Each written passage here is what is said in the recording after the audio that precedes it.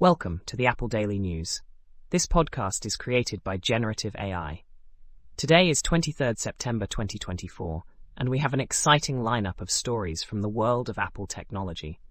From the latest iPhone reviews to intriguing software updates, we've got it all covered.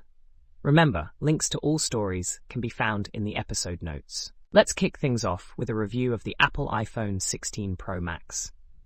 The latest model showcases impressive camera enhancements, yet it seems to reflect a broader trend of stagnation in hardware innovation. While the iPhone 16 Pro Max has its merits, it doesn't represent a significant leap forward compared to its predecessors. This sentiment echoes a growing perception that Apple is struggling to maintain its innovative edge in a fiercely competitive market. Additionally, Apple is reportedly working on a series of updates for iOS 18, expected to roll out throughout the next year. There's also mention of a new Apple Watch configuration that remains unreleased, indicating potential delays in product launches. Moving on to a discovery by a Reddit user regarding Apple Notes. It turns out that the app generates significant traffic due to links stored within it. When opened, Notes sends numerous HTTP requests to refresh link previews, leading to unnecessary data usage. This behavior is particularly concerning for users on limited data plans or those using cellular networks. The conversation highlighted the ecological impact of such unnecessary data traffic, prompting users to consider alternative note-taking applications. Privacy concerns were also raised, as the constant refreshing of links could expose users to unwanted scrutiny. In a significant development, Apple has introduced a method for sideloading apps on its devices without jailbreaking.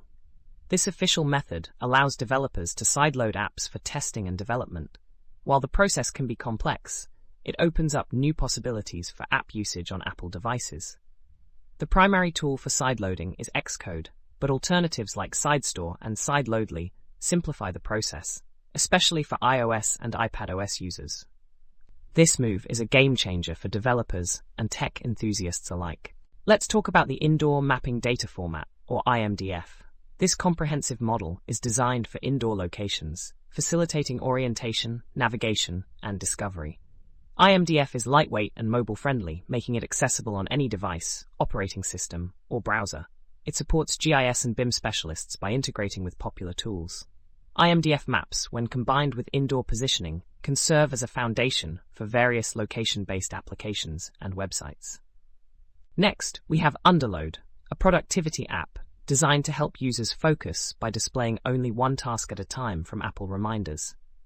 The latest update has replaced the previous lists view with a two-way sync feature, enhancing its functionality.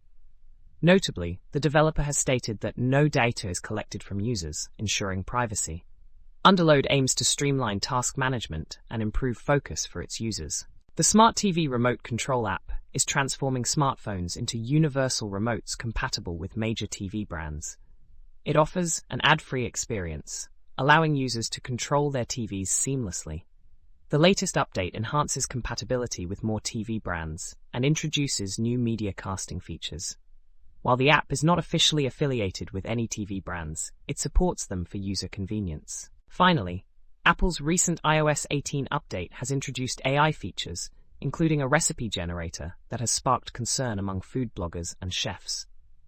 While AI-generated recipes offer convenience, there are worries about potential dangers and inaccuracies. Food bloggers emphasize the importance of human touch in recipe development, noting that AI lacks the ability to taste and understand the nuances of cooking. Despite differing views, both sides acknowledge that AI can serve as a brainstorming tool rather than a complete replacement for human chefs. That's all for today's episode of the Apple Daily News.